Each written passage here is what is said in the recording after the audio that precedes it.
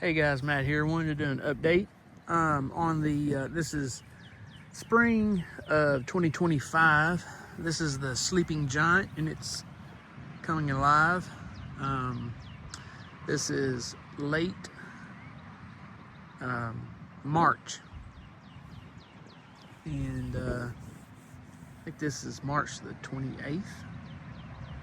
And so almost the 1st of April.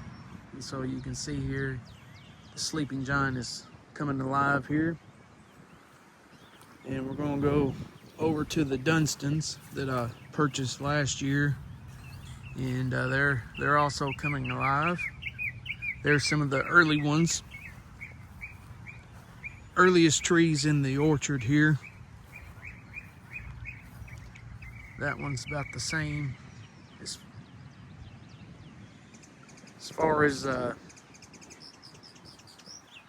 how far along. Now this is another Dunstan, and it's a little bit further along. This is my oldest Dunstan. It's about 9 years old.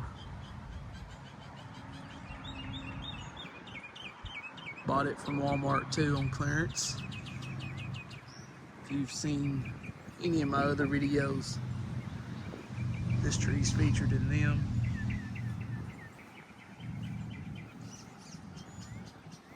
This tree right here is just a Chinese tree that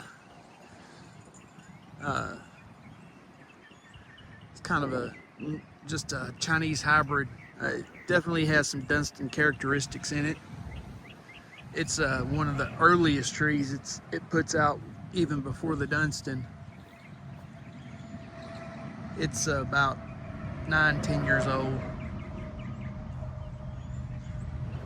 It's a real tall tree.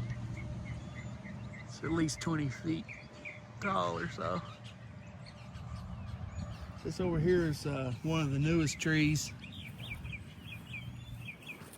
It is a black satin, and I've had it in the ground 3 years now.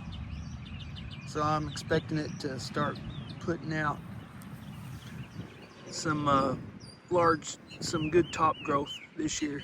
And it's starting to break bud, but hasn't really done anything as of yet. And here are starting some of my late droppers that didn't do anything this last year. And matter of fact, I didn't even bother to remove the burrs because they didn't fill out, and we had a bad drought about the last month and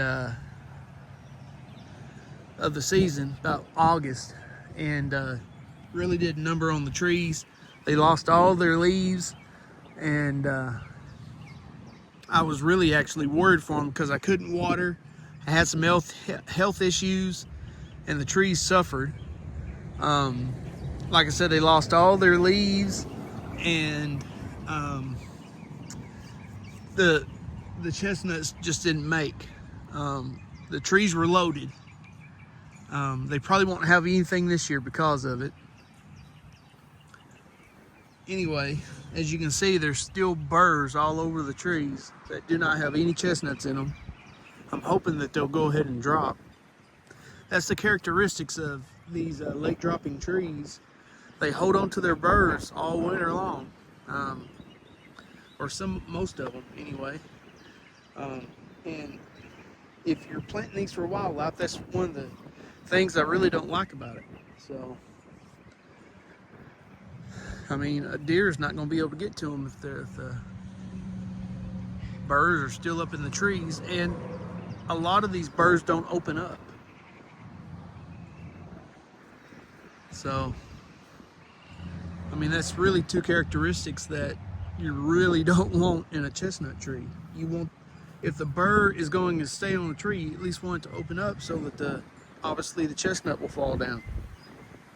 So anyway, this tree, it made it through the harsh conditions last year, and it's starting to put out, but it's just barely breaking bud.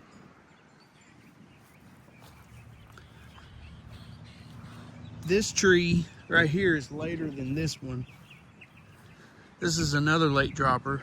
Still has a bunch of burrs, empty burrs, but as you can see, it's leafed out a little bit further along than the other late dropper. Now this one over here is my super late dropper that I crossed between a couple of those trees back there and got this one.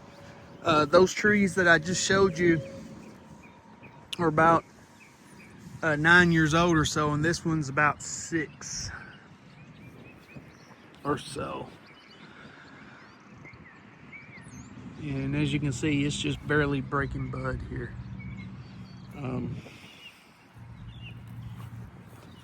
So over here is my problem spot in the whole orchard, or has been lately, and I'm hoping this tree made it through the winter. This is a American that I grew from seed last year, and it is nowhere near breaking bud.